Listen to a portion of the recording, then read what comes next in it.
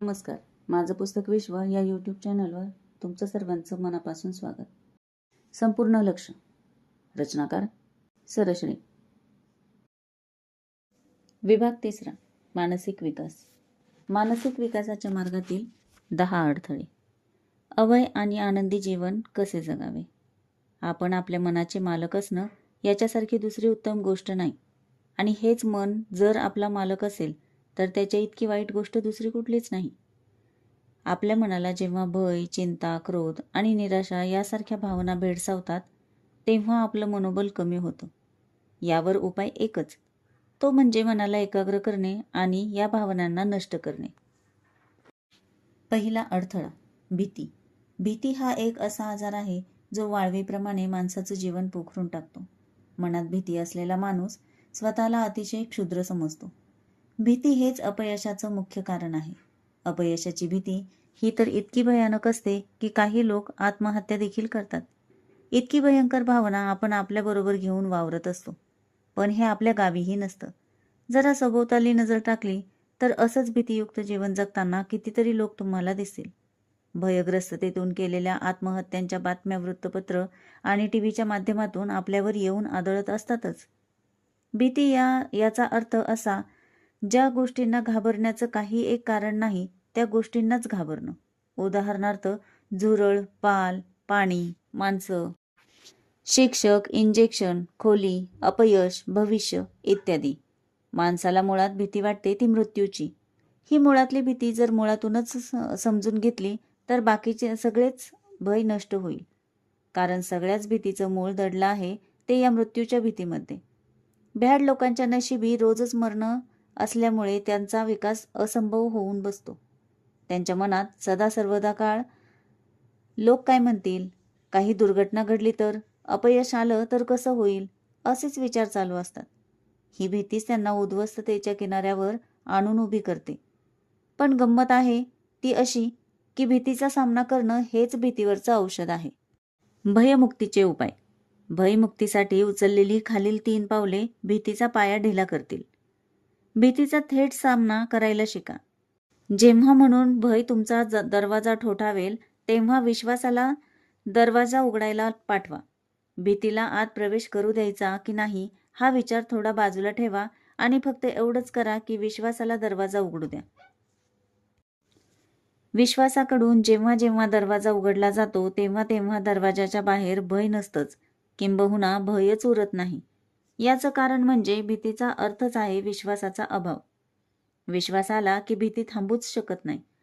ज्याप्रमाणे काळोख आणि प्रकाश यांचं अस्तित्व एकत्र असूच शकत नाही त्याप्रमाणे विश्वास आणि भीती हे एकत्र राहू शकत नाहीत. विश्वास आला की भीती गेली. भीतीचा सामना करा. नंबर 1. भीतीचा सामना करा. भीतीपासून मुक्ती मिळवण्यासाठी उचलायच्या या पहिल्या पावलात ज्या गोष्टींची आपल्याला भीती वाटते तीच गोष्ट करायची आहे.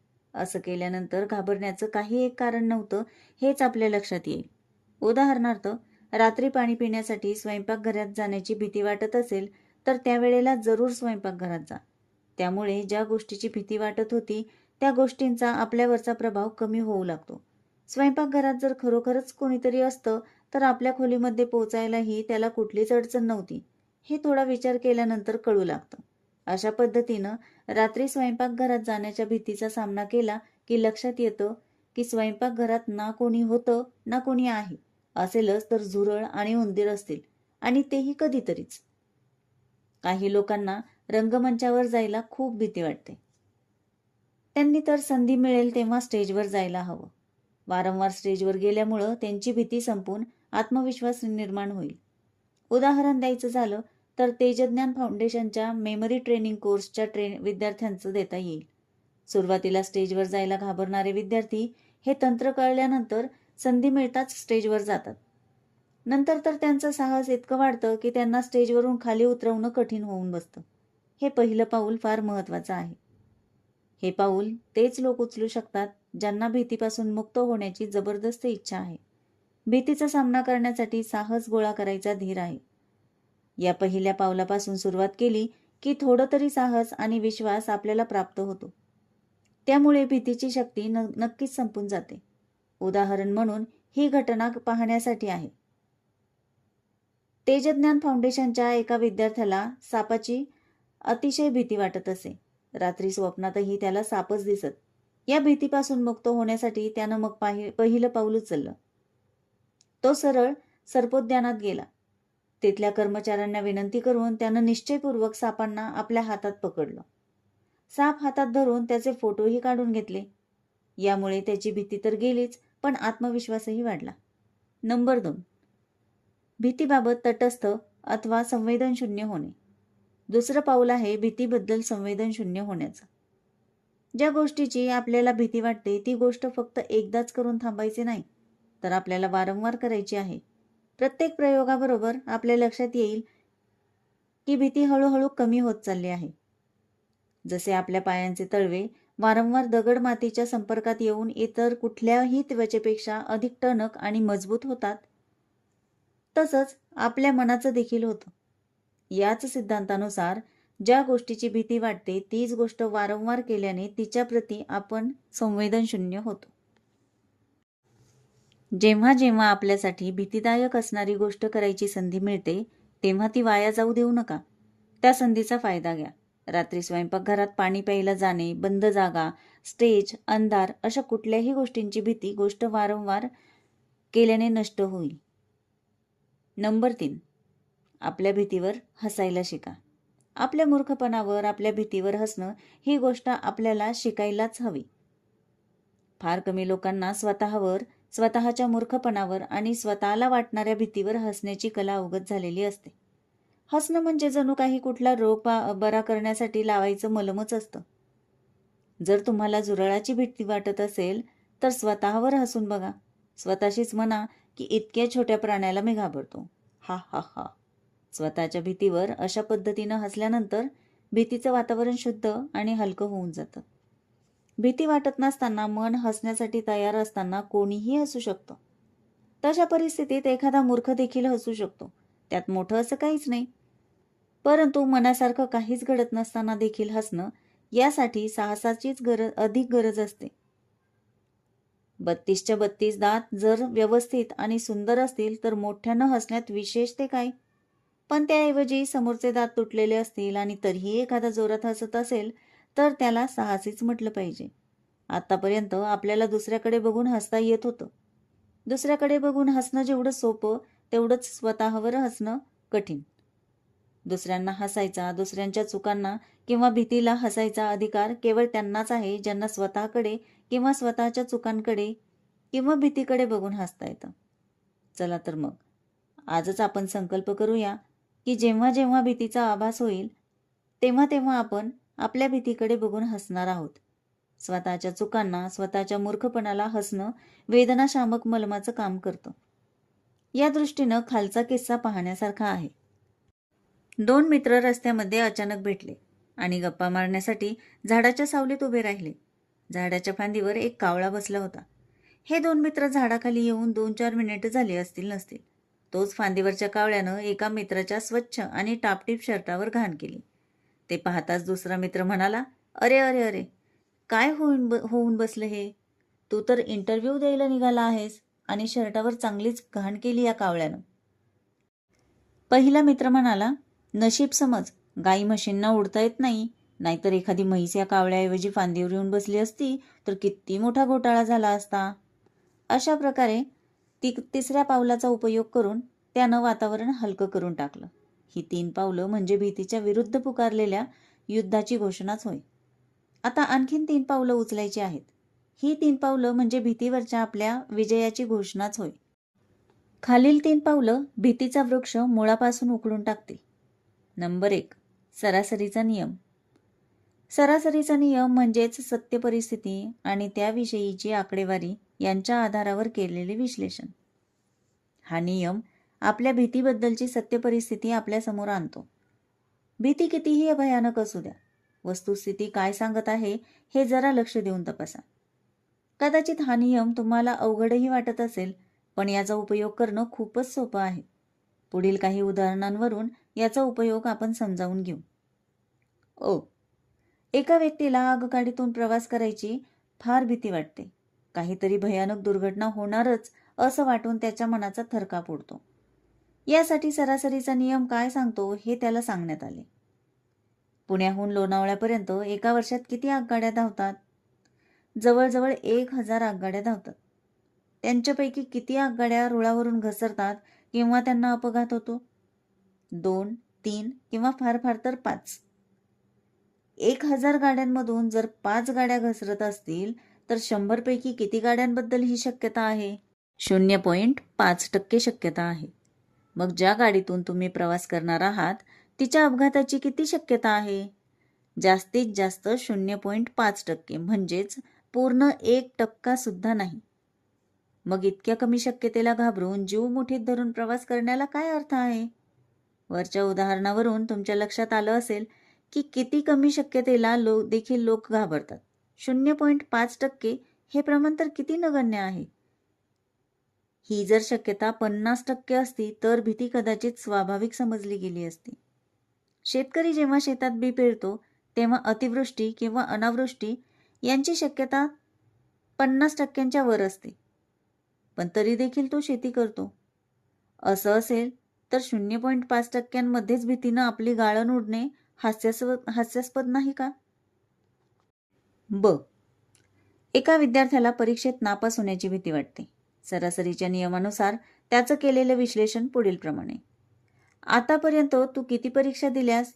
इयत्ता 8वी पर्यंत. मग आतापर्यंत किती वेळा नापास झालास? एकदाही नाही. मग या वेळेला नापास व्हायची शक्यता किती? 0%.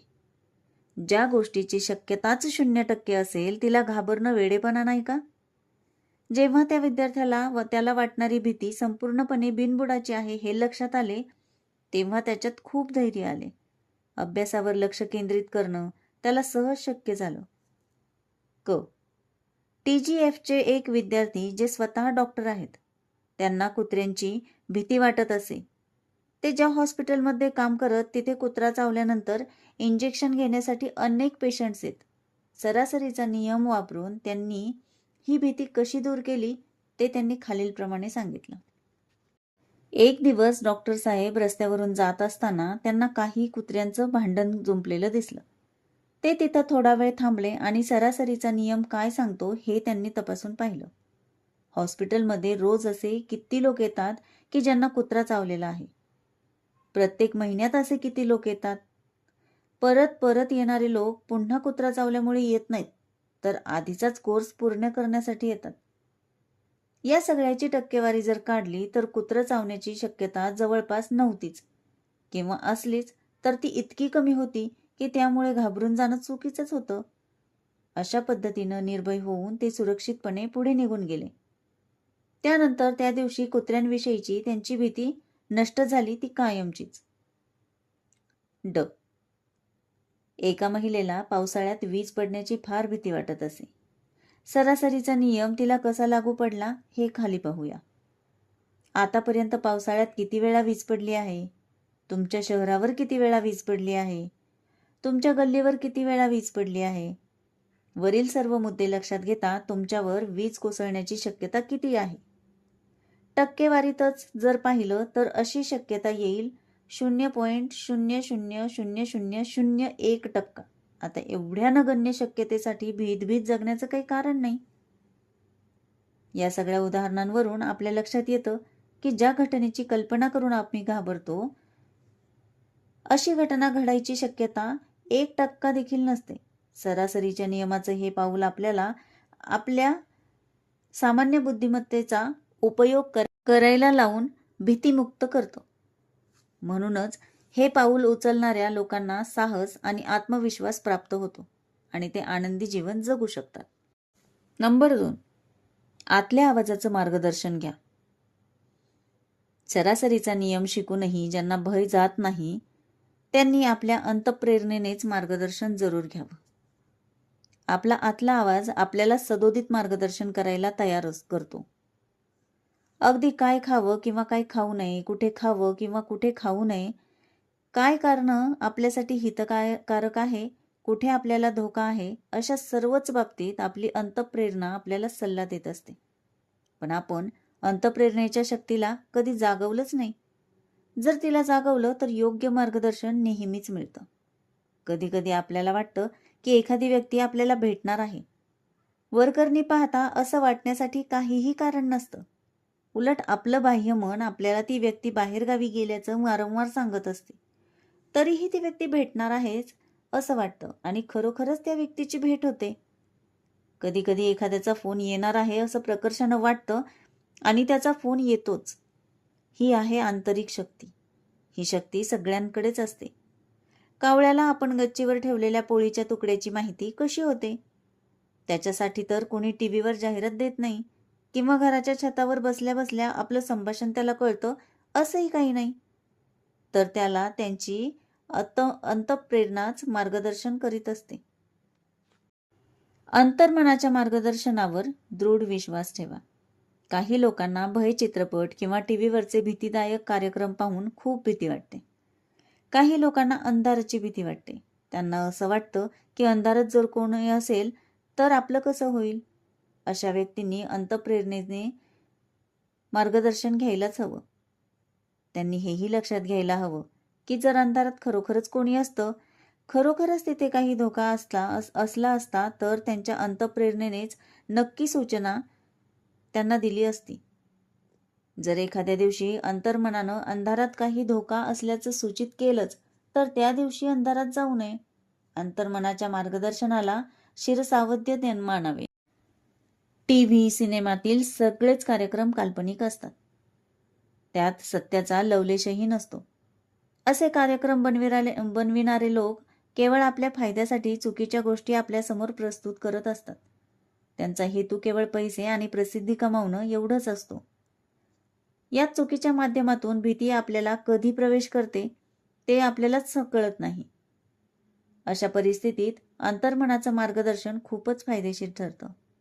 लक्षात ठेवा, शक्तीचा स्रोत आपल्यातच आहे. मात्र बाहेरच्या जगात आपण इतके व्यस्त होऊन जातो की आपल्या आतून मिळणाऱ्या मार्गदर्शनालाच आपण मुकतो आणि बाहेरून ज्ञानाची, शक्तीची अपेक्षा करू लागतो. आतल्या मार्गदर्शनाबरोबर आपण सुपरिचित झालंच पाहिजे. एक प्रकारे हा इशाराच समजा. आपल्याला फक्त सजगपणे बघायचं आहे, ऐकायचं आहे आणि समजून घ्यायचं आहे. आपल्या जीवनाचं लक्ष काय आहे, आपण पृथ्वीवर का आलो आहोत हे स्वतःलाच विचारून पहा. या पृथ्वीवर किती लोक असे आहेत की ज्यांना त्यांच्या जीवनाचं लक्ष माहीत आहे? खरोखरच तुम्हाला आश्चर्य वाटेल, पण असे खूपच कमी लोक आहेत जे आपल्या जीवनाचं लक्ष जाणतात, त्या लक्ष्यपूर्तीसाठी प्रयत्न करतात आणि पूर्णपणे सजग असतात. प्रत्येक पावलावर आपल्याला मार्गदर्शन मिळतच असतं. असं मार्गदर्शन आपली अंतःप्रेरणा आपल्याला देत असते. यावर मात्र तेज विश्वास असला पाहिजे. असा विश्वास असेल तर योग्य वेळी योग्य ते मार्गदर्शन मिळतंच. एकदा आतला आवाज ऐकू येणं सुरू झालं की कुठलंही संकट आणि कुठलीही आपत्ती अस्तित्वात राहत नाही. आणि संकट येणारही असेल तर त्याची माहिती आतल्या आवाजाकडून आधीच मिळते. नंबर 3, सारासार विचार म्हणजेच तर्कशुद्ध विचार. आपल्या सुखदुःखाचं खरं कारण काय आहे याचा आपण कधी शोध घेतला आहे का? कुठून येतात ही सुखदुःख? आपल्या सुखदुःखाचं खरं कारण आहे आपण स्वतः आणि आपले विचार. बुद्धीचा वापर जास्तीत जास्त होतो की नाही यापेक्षाही महत्त्वाचं आहे ते आपण आपलं सामान्य ज्ञान योग्य वेळी, योग्य ठिकाणी आणि योग्य कार्यासाठी व्यवहारात आणणं. काही लोक तर स्वतःजवळ असणारं सामान्य ज्ञान वापरायचं तंत्र विसरूनच गेले आहेत. सामान्य ज्ञानाचा वापर न करणं, रोजच्या व्यवहारात सामान्य बुद्धीचा वापर न करणं यामुळे अनेक गमतीजमतीही घडत असतात. एक माणूस एका हॉटेलमध्ये रोज जात असे. एक दिवस वेटरच्या लक्षात येतं की तो माणूस समोसा खाताना आतला मसालाच फक्त खातो आणि बाहेरचं आवरण तसंच ठेवतो. सलग 5-6 दिवस असं घडताना वेटर पाहत होता. नंतर एक दिवस मात्र त्यानं पूर्ण समोसा खाल्ला. वेटरनं त्याला त्याचं कारण विचारलं. उत्तरादाखल तो म्हणाला, काही दिवस माझी प्रकृती बरी नव्हती. डॉक्टरांनी सांगितलं होतं की बाहेरचं काही खाऊ नका, पण आता मला बरं वाटतंय म्हणून बाहेरच्या आवरणासकट समोसा खाल्ला. याला म्हणतात सामान्य बुद्धीचा वापर कमी. डॉक्टरनं सांगितलं काय आणि या महाशयांनी त्याचा अर्थ घेतला काय? सारासार विचाराचा उपयोग कसा करावा? एक माणूस नोकरीच्या इंटरव्ह्यूसाठी चाललेला आहे. मनातून तो बराच घाबरलेला आहे. विचारचक्र सारखं सुरू आहे. काय प्रश्न विचारतील? नोकरी मिळेल की नाही? नाही मिळाली तर कसं होईल? इंटरव्ह्यूमधून आपल्याला हाकलून दिलं तर? असे एक ना अनेक प्रश्न त्याला जास्तच घाबरवून सोडत होते. मग तो सारासार विचारांचा उपयोग करून विवेकबुद्धी काय सांगत आहे हे लक्षात घेऊन ऐकू लागतो. या संवादानंतर त्याचं भय कसं निघून जातं ते पहा. संवाद सारासार विचारांशी. व्यक्ती: मला त्या ऑफिसमध्ये जायला आणि मुलाखत द्यायला भयंकर भीती वाटत आहे. सारासार विचार: इंटरव्ह्यूला चालला आहेस तर असे निर्जीवपणे हातपाय ओढत काय निघालाय? व्यक्ती: नाही, मी तर सरळ आणि ताठ चालतो आहे. सारासार विचार: पण तुझी स्थिती तर काही वेगळीच सांगत आहे. कदाचित तू त्यांच्याकडून कर्ज वगैरे घेतलेलं असावंस, म्हणून तू आत जाताच ते झडप घालून तुला पकडतील आणि कर्ज वसूल करतील. व्यक्ती: मी तर काही कर्ज वगैरे घेतलेलं नाही. सारासार विचार: असं? मग तू तिथे चोरी करायला निघाला असावास. व्यक्ती: मी कशाला चोरी करू? मी तर वृत्तपत्रातली जाहिरात वाचून मुलाखतीसाठी चाललो आहे. सारासार विचार: मग एवढा घाबरून का गेला आहेस? ते नक्कीच तुला गेल्याबरोबर एक झापड लगावणार असतील. व्यक्ती: झापड का मारतील? मी काही त्यांच्या घरचं खातो का? सारासार विचार: अरे मग जास्तीत जास्त काय करतील? तुला ऑफिसमधून निघून जायला सांगतील. तुला नोकरी देणार नाहीत. त्यात एवढं घाबरण्यासारखं काय आहे? तुला ती नोकरी मिळणार नाही जी आधीही तुझ्याकडे नव्हतीच. जी वस्तू तुझ्याकडे कधीच नव्हती ती तुला मिळाली नाही तर असं काय आकाश कोसळणार आहे? एवढ्या छोट्या गोष्टीला एवढं घाबरण्याची काय आवश्यकता? व्यक्ती: खरंच की, विनाकारणच घाबरून गेलो होतो मी. आपणही आपल्या विवेकबुद्धीचा उपयोग करायची कला शिकून घेतली पाहिजे. एकदा का आपला सारासार विचार करायला शिकलो की आपली भीती संपलीच म्हणून समजा. भयमुक्तीचा मंत्र. मी प्रत्यक्षात ईश्वराचीच संपत्ती आहे. कुठलीही भीती, नकारात्मक शक्ती मला स्पर्शही करू शकत नाही. आतापर्यंत सांगितलेल्या 6 मार्गांचा अवलंब करूनही कुणाच्या मनातलं भयाचं अस्तित्व अजूनही जात नसेल तर हा भयमुक्तीचा मंत्र त्यावरचा रामबाण उपाय आहे. हा मंत्र म्हणजे केवळ शब्द नव्हे तर ते सत्याचं ज्ञान आहे. हा मंत्र म्हणजे स्वतःच्या सभोवताली सुरक्षा कवच तयार करणे होय. प्रत्येक शब्द म्हणजे एक लहर, एक तरंग असतो. त्यात अफाट शक्ती असते. शब्द तुम्हाला विविध व्यक्तींच्या जाळ्यात अडकवू शकतात.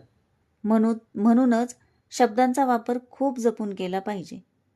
मी प्रत्यक्ष ईश्वराचीच संपत्ती आहे. कुठलीही भीती, नकारात्मक शक्ती मला स्पर्शही करू शकत नाही. I am God's property. No fear can touch me. या शब्दांमध्ये अतिशय अलौकिक आणि अतिशय अचाट शक्ती आहे. हे शब्द मुक्तीच्या वरदानाचा मंत्रही बनू शकतात. या मंत्राचा जप आपल्या चहूबाजूंना एक संरक्षक ढाल निर्माण करतो. यामुळे तुम्हाला प्रचंड आत्मविश्वास आणि शक्ती मिळते. जेवढ्या प्रबळतेने आणि अंतःकरणपूर्वक तुम्ही या शब्दाचं उच्चारण कराल, विशेषतः स्पर्शही किंवा टच या शब्दाचं, तेवढी जास्त शक्ती हा मंत्र तुम्हाला देईल. या शक्तीमुळे कुठलीही नकारात्मक किंवा वाईट शक्ती तुमच्याजवळ फिरकूही शकणार नाही. TGFचे हजारो विद्यार्थी या मंत्राचा फायदा घेत आहेत आणि पुढेही घेत राहतील. पुष्कळ लोकांचा अनुभव असा आहे की याच मंत्रामुळे त्यांची भीती आणि चिंता नष्ट झाली ती कायमचीच. आज नंतर जर तुम्हाला कुठल्याही प्रकारची भीती वाटत असेल तर हा मंत्र तुमच्यासाठी मुक्तीचं वरदान ठरेल. मंत्रामध्ये सामर्थ्य का असतं? प्राचीन काळात लोक सत्यवचनी होते. त्यांनी दिलेला शाप किंवा त्यांनी दिलेलं वरदान सत्य सिद्ध व्हायचं. त्यांच्या शब्दात सत्यवचनांची शक्ती असे. आजच्या काळात मात्र शब्दांचा उपयोग कपट कारस्थानासाठी केला जात आहे. त्याचा परिणाम तर आपल्या सर्वांसमोर आहेच. आत्मविश्वासाचा अभाव, भीती आणि चिंतेनं ग्रासलेलं मन, द्वेष, ईर्ष्या आणि हेवेदावे यांची आग, एकाग्रतेचा अभाव, संकल्पशक्तीचा अभाव, हे सगळीकडे पाहायला मिळेल. शब्दांचा सुयोग्य वापर कसा करावा हे खाली दिलेल्या मुद्द्यांवरून समजावून घ्या. त्याची माहिती इतरांनाही द्या. नंबर 1. नेहमी सकारात्मक शब्दांचाच वापर करावा. जसे की ओरडू नकोस म्हणण्याऐवजी हळू बोल असे म्हणावे. मी नापास झालो असे म्हणण्याऐवजी यावेळेस मला यश मिळालं नाही असे म्हणावे. नंबर 2, आशावादी आणि प्रेरणादायक शब्दांचा वापर करावा. जसे की मी हे करू शकतो, मला हे करायला हवं आणि हे मी करणारच, मी निर्भय आहे, मी अभय आहे, मी ईश्वराची संपत्ती आहे, मी मुक्त आहे. नंबर 3, कपट कारस्थानांपासून दूर राहा. खोटे बोलण्यापासून आणि खोटेपणापासून जेवढे शक्य होईल तेवढे दूर राहा. असत्य आपल्या शब्दांना दुर्बळ करून टाकतं. सत्य शब्दांमध्ये प्रचंड शक्ती आणतं. निंदा, नालस्ती, शिवीगाळ, अपशब्दांचा वापर ताबडतोब बंद करा. उन्नतिकारक, आशीर्वादपर आणि मंगलमय शब्दांचा वापर, प्रार्थना शब्दांमध्ये अमोघ शक्ती आणतात. प्रत्येक दिवसाची सुरुवात चांगल्या विचारांनी, शुभ विचारांनी, हॅपी थॉट्सने करावी. जेव्हा जेव्हा शक्य होईल तेव्हा तेव्हा या विचारांचं स्मरण आणि उच्चारण करावं. यामुळे शब्दांची शक्ती तुमच्याबरोबर एकरूप होऊन जाईल. नकारात्मक शक्ती, ज्यांना आपण भूत, पिशाच म्हणून ओळखतो, अशा लोकांकडे आकर्षित होतात जे लोक घाबरलेले, नकारात्मक विचारांनी भरलेले असतात. असे लोक अशा शक्तींना आकर्षून घेतात. अशा नकारात्मक शक्तींसाठी आतल्या आत संकुचित झालेले आणि आक्रसलेले हे लोक जागा बनवतात. अभय आणि आनंदित असलेली माणसं सगळीकडे आनंद पसरवितात. ते अशा नकारात्मक गोष्टींना थाराच देत नाहीत. भयभीत देह जणू अनेक छिद्र पडलेला असलेला स्पंजच. स्पंजामध्ये पाणी टाकलं तर स्पंज स्वतःमध्ये ते शोषून घेतो, कारण पाण्यासाठी त्याच्यात अनेक छोटी छोटी छिद्रे असतात. आपला देह स्पंजसारखा बनवू नका. जेव्हा जेव्हा जेव्हा जेव्हा भीतीची शक्यता वाटेल तेव्हा तेव्हा हा भीतीमुक्तीचा मंत्र म्हणा. हा मंत्र तुमच्यातील सगळी चित्र बंद करून टाकेल. मी प्रत्यक्ष ईश्वराचीच संपत्ती आहे. कुठलीही भीती, नकारात्मक शक्ती मला स्पर्शही करू शकत नाही. दुसरा अडथळा, चिंता. अभद्र गोष्टींबद्दल वारंवार विचार करणं आणि आपल्या कल्पनेत त्या घटना घडताना पाहणं म्हणजे चिंता. आईला जेव्हा बाहेर गेलेल्या मुलाबद्दल चिंता वाटत असते तेव्हाही नेमकं हेच घडतं. त्याला काही अपघात होईल का? या अपघातात त्याचे हातपाय तुटले तर कसं? इथपासून अगदी त्याचा मृत्यू झाला तर इथपर्यंत तिच्या कल्पना चाललेल्या असतात. याच विचारांची पुनरावृत्ती होत राहणं म्हणजेच चिंता. चिंता जाळते चितेसम. हे अतिशय यथार्थ वर्णन आहे. खरोखरच चिंता आणि चिता यात एका बिंदूचाच फरक आहे. चिंतेनं ग्रासलेला आणि निराश माणूस शक्तिहीन असतो आणि विकास तर शक्ती वाचून असंभव आहे. माणसाचं मन निराश व्हायला वेळ लागत नाही. कुठलीही इच्छा पूर्ण झाली नाही की निराशा आलीच म्हणून समजा. एकदा चिंतेनं ग्रासलं की माणूस कणाकणानं संपू लागतो.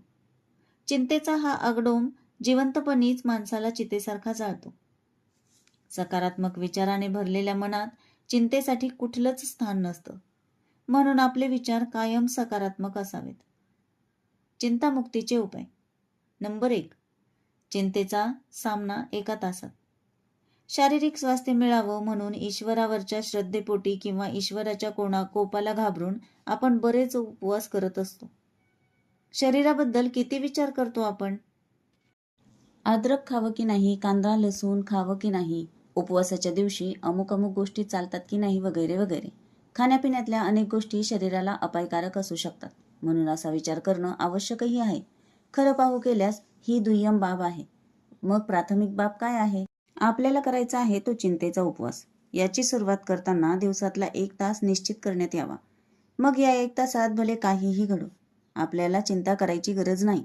मग सामानाची नासधूस हो, कपबशी फुटो, भांडी पडोत, कोणी तोडफोड करोत, एवढंच काय कोणी येऊन कितीही वाईट बातमी देऊ, कितीही भयानक घटना घडो, पण आपण चिंता अजिबात करणार नाही. असं काही झालं तरी आपण आधी घड्याळ बघू. चिंतेचा उपवास चालू असेल तर आपण त्या तासात चिंता करणार नाही. जसं की कोणी येऊन म्हणेल की गोदाम जळून खाक झालं, तर त्याला म्हणा, मला काय त्याचं? तो म्हणेल, अरेच्चा, तुमचं गोदाम जळून खाक झालं. तेव्हा त्याला म्हणा, तर मग तुला काय त्याचं? सांगायचा मुद्दा असा की या 1 तासात उद्विग्न व्हायचं नाही, चिंता करायची नाही. हा 1 तास प्रत्येकासाठी भिन्न असू शकतो. तुम्हाला सोयीस्कर असणारा 1 तास निवडा. काही लोक सकाळच्या वेळी फार व्यस्त असतात. जसं की ऑफिसला जायचंय, घरातून लवकर बाहेर पडायचंय, मुलांना शाळेसाठी तयार करायचंय, नाश्ता बनवायचा आहे, टिफिन तयार करायचा आहे, या सगळ्या गडबडीत टेलिफोनचं किंचाळणं सुरू आहे वगैरे वगैरे. अशा लोकांनी सकाळचाच वेळ निवडावा. काही लोक कार्यालयात सकाळी, दुपारी, संध्याकाळी किंवा अगदी दिवसभरच खूप ताणाखाली वावरत असतात. त्यांनी कार्यालयातलाच 1 तास निवडावा. काही लोकांसाठी ऑफिसमधून घरी आल्यानंतरचा काळ मोठा खडतर असतो. वेळ मोठ्या मुश्किलीने जातो. अशा वेळी ते आपलं अशांत मन शांत करण्यासाठी वेगवेगळे मार्ग अवलंबतात. कुणी टीव्हीचे चॅनल बदलत राहतं, कुणी मित्रांकडे किंवा नातेवाईकांकडे जातं, कुणी गुत्त्याचा सहारा घेऊन नशापाणी करतं. याचा परिणाम चिंतेला चिंतेचा आमंत्रण देणं. या सगळ्याच गोष्टी चिंता वाढवायचं कारण आहेत, पण लोकांना त्या चिंतेवरचा उपाय वाटतात. अशा प्रकारे चिंतेपासून दूर पळायचा प्रयत्न करण्यापेक्षा आपण चिंतेचा सामना केला पाहिजे. म्हणूनच या 1 तासाचा जेवढा सदुपयोग करता येईल तेवढा करायला हवा. असा आहे चिंतेच्या उपवासाचा 1 तास. या 1 तासात काहीही घडलं तरी मला चिंता करायचीच नाही. शांत डोक्यानं आणि स्थिर चित्तानं काम करायचं आहे, असा संकल्पच करा. हा प्रयोग नियमितपणे रोज केलाच पाहिजे. त्यामुळे चिंतेने तुमच्यावर अंकुश लावण्यापेक्षा तुम्ही चिंतेवर अंकुश लावू शकाल. सुरुवात 1 तासापासून होईल. एकदा जर का तुम्हाला चिंतामुक्त जीवनाचा स्वाद कळला तर चिंतेपासून कायमची मुक्ती मिळवण्यापासून तुम्हाला कोणीही रोखू शकत नाही. नंबर 2, चिंतेच्या बाबतीत संवेदनशून्य व्हा. जे आपण भीतीबद्दल पाहिलं तेच चिंतेलाही लागू पडतं. ज्या कारणामुळे किंवा घटनेमुळे तुम्हाला चिंतेनं ग्रासलेलं आहे, त्या कारणाचा किंवा घटनेचा वारंवार सामना केला की चिंतेची तीव्रता हळूहळू कमी होते. आपण चिंतेबद्दल संवेदनशून्य होतो. वारंवार सामना करणे म्हणजे चिंतेचा उपवास वाढवणे. पहिल्यांदा आपण 1 तास हा उपवास करत असू. आता सकाळी 1 तास आणि संध्याकाळी 1 तास असे 2 तास आपण चिंतेचा उपवास करू. म्हणजेच या 2 तासात जणू आम्ही चिंतेवर हल्लाबोल केलेला आहे. मग या 1 तासाचा प्रत्येकी 1.5 तास करावा. अशा प्रकारे चिंतेच्या उपवासाचा कालावधी हळूहळू वाढवत न्यावा. 1.5 तासाचे 2 तास, 2चे 3 आणि 3चे 4. यामुळे आयुष्यात कधीही तुम्ही चिंतित होणार नाही, याचा तुम्हाला दृढ विश्वास होईल. तुम्ही कुठल्याही चिंतेचा सामना करू शकाल. संपूर्ण दिवस तुम्ही चिंताशून्य अवस्थेत राहू लागाल. नंबर 3, 3 प्रश्न 3 पावले. हे 3 प्रश्न चिंतेची मृत्यूघंटा आहेत. सचिंत असताना खालील 3 प्रश्न स्वतःला जरूर विचारावेत. या 3 प्रश्नांच्या सहाय्यानं 3 अतिमहत्वाच्या वस्तुस्थितींची जाणीव होते. पहिला प्रश्न, आजपर्यंत ज्या गोष्टी तुम्हाला चिंता वाटली आहे त्या सगळ्याच वास्तवात घडल्या का? उत्तर, नाही, परंतु त्यातील काही घटना जरूर घडल्या. दुसरा प्रश्न, ज्या घटना घडल्या त्याची तुम्ही कल्पना केली होती तेवढ्या भयानक होत्या का? उत्तर, सगळ्याच तेवढ्या भयानक नव्हत्या, पण काही घटना खरोखर अतिभयानक होत्या. प्रश्न तिसरा, ज्या कुठल्या 1-2 भयानक घटना घडल्या त्यांचा तुम्ही सामना करू शकलात की नाही? उत्तर, हो तर नक्कीच करू शकलो. निष्कर्ष, जर भयानक घटनांचा सामना याआधी यशस्वीपणे केला आहे तर इथून पुढेही तो करू शकणारच. असे असेल तर विनाकारण चिंतेला आपलं मन आणि शरीर का पोखरू द्यावं? एकतर ज्याच्याविषयी चिंता वाटते अशी घटना घडणार नाहीच, आणि घडली तर तुम्ही कल्पना केली होती तेवढी ती भयानक नसणार. समजा तेवढी भयानक जरी असेल तरी याआधी तुम्ही अशा गोष्टींचा यशस्वीपणे सामना केला आहे आणि म्हणूनच इथून पुढेही तसा तुम्ही तो करू शकाल. अशा पद्धतीनं स्वतःला प्रामाणिकपणे प्रश्न विचारून त्यांची सरळ सरळ उत्तरं मिळवली तर लक्षात येईल की किती विचित्र पद्धतीने आपण चिंतेची ही कॅसेट आपल्या डोक्यात वारंवार वाजवत असतो आणि चिंतेचं स्वागतच करतो. एकदा हे लक्षात आलं की चिंतेच्या बाबतीत आपण सजग होऊ.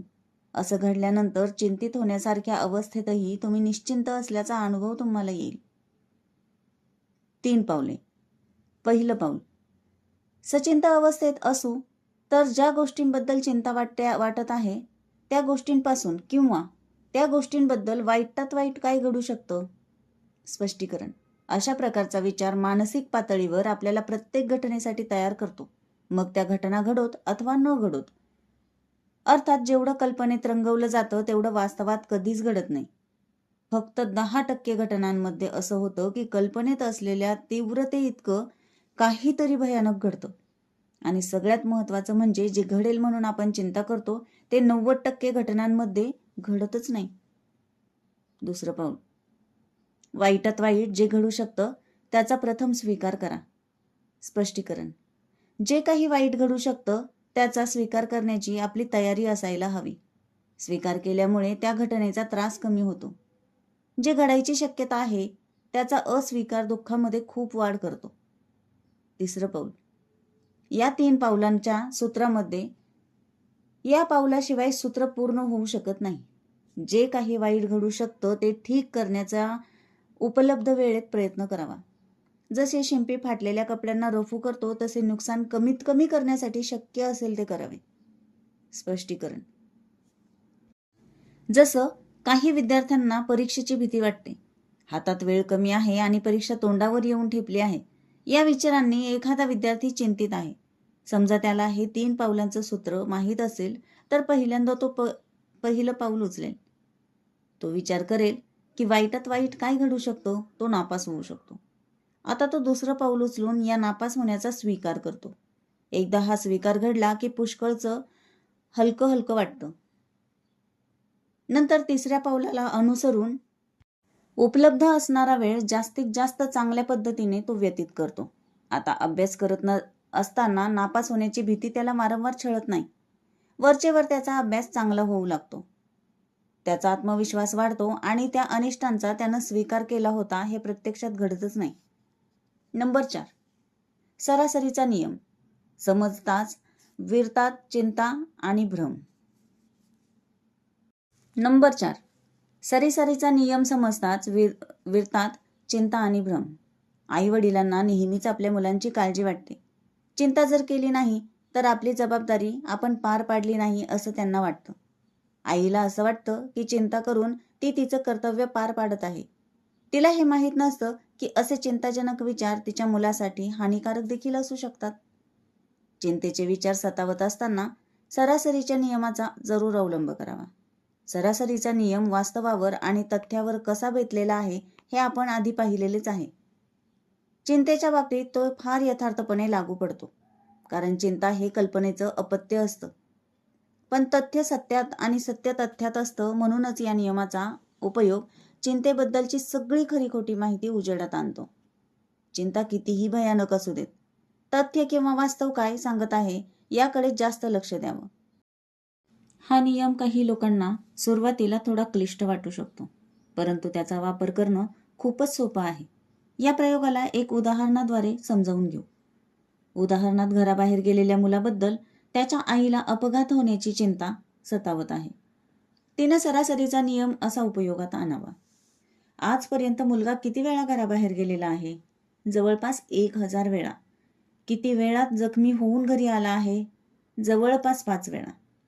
मग आज तो जखमी होऊन घरी येण्याची शक्यता किती? तर 0.5%. ही शक्यता तर खूपच कमी आहे. इतक्या नगण्य शक्यतेसाठी चिंता करण्याचं काही एक कारण नाही. वरील उदाहरणांवरून आपल्याला सहजपणे लक्षात येईल की इतक्या कमी शक्यतेला लोक किती घाबरतात. हीच शक्यता जर 50% असती तर कदाचित चिंता करणंच स्वाभाविक समजलं गेलं असतं. 0.5% शक्यता तर फारच नगण्य आहे.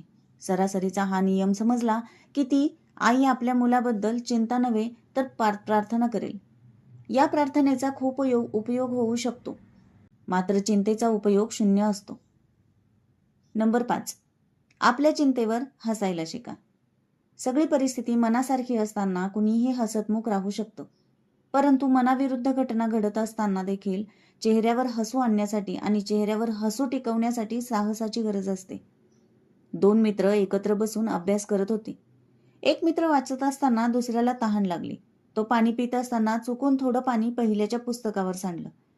तेव्हा पहिला मित्र म्हणाला, बरं तर बरं तुला शाई प्यायची सवय नाही, नाहीतर मोठीच पंचायत झाली असती. दुसऱ्या मित्राने चमकून पाहिलं तेव्हा पहिला म्हणाला, हे पाणी असल्यामुळं सुकून जाईल. शाही पित असता तर पुस्तकच खराब झालं असतं. त्या 2 मित्रांच्या हसण्यानं वातावरण हलकं झालं. कुठेही ताणतणाव आला नाही. अन्यथा बऱ्याचदा अशा क्षुल्लक कारणांसाठी त्या बाचाबाची आणि मारामारीही होते. आपणही आजपासून संकल्प करूया की जेव्हा केव्हा चिंतेचं सावट येईल तेव्हा आपण चिंतेला हसणार आहोत. नंबर 6. चिंतामुक्तीचा मंत्र. जी समस्या माझा अंत करत नाही, ती समस्या मला अधिकच सशक्त करते. 2 भागांमध्ये विभागलेलं विश्व. ईश्वरानं आजपर्यंत आपल्याला जे काही दिलं ते सगळंच 2-2च्या जोड्यांमध्ये दिलेलं आहे. आपल्या जीवनात परीक्षा, तणाव, समस्या यांच्याबरोबरच अजूनही एखादी गोष्ट येतेच. जीवन एकाच वेळी 2 गोष्टी देतं, जसं की परीक्षेबरोबर भीतीही येते. परीक्षा तर रडत खडत पार पडते, पण भीती तशीच राहते. मग आपण भीतीनं ग्रासलेलं जीवन जगू लागतो. अपमान झाला की अहंकार दुखावला जातो. जर तुम्ही या अपमानाला पुढे चालून सन्मानामध्ये परिवर्तित केलं, पण अहंकाराच्या बाबतीत काहीही धडा घेतला नाही, तर जेव्हा जेव्हा अपमान होईल तेव्हा तेव्हा अहंकाराची जखम अधिकाधिक चिघळत जाईल. अहंकारी जीवन जगायची तुम्हाला सवयच लागेल. कोणाबरोबर वितुष्ट आलं तर त्याच्याबद्दल तिरस्काराची भावनाही येईल. पुढे मागे वितुष्ट संपुष्टातही येईल, पण तिरस्काराबद्दल आपण काहीच शिकलेलो नसू तर त्याची आग वाढतच जाईल. जेव्हा केव्हा रिकामा वेळ मिळतो तेव्हा तेव्हा त्याच्याबरोबर आळसही चालून येतो. हा रिकामटेकडा वेळ तर निघून जातो, पण आपण आळसाप्रती काहीही बोध घेत नाही. मनासारखं काही घडलं नाही तर आपल्याला राग येतो. पुढे चालून मनासारखं घडतंही, परंतु क्रोधाबद्दल आपण काही शिकत नाही. समस्या निर्माण झाली की तणावही येतो. समस्येवर उपाय तर सापडतो आणि ती सोडवलीही जाते, पण तणावाबद्दल मात्र काहीही केलं जात नाही. मग समस्या नसतानाही आपण तणावपूर्ण आयुष्य जगू लागतो. जो तणाव आपल्याला काही बोध देण्यासाठी आला आहे, त्या तणावापासून आपण जोपर्यंत काही शिकत नाही तोपर्यंत तणाव येतच राहील.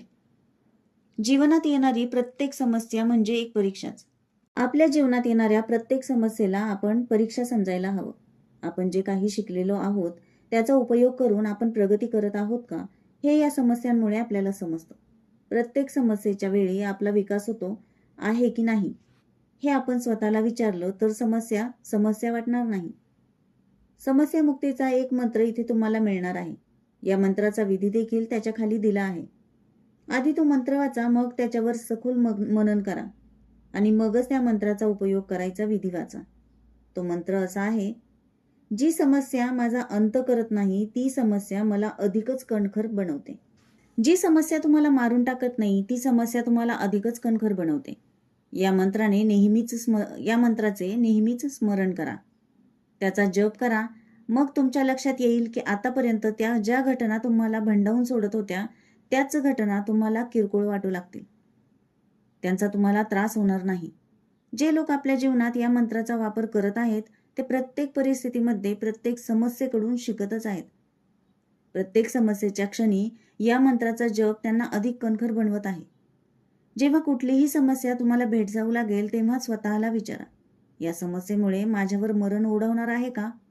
या प्रश्नाचं उत्तर जेव्हा नाही असं येईल तेव्हा तुमच्या लक्षात येईल की त्या समस्येमुळे तुम्ही अधिकच कणखर झालेला आहात.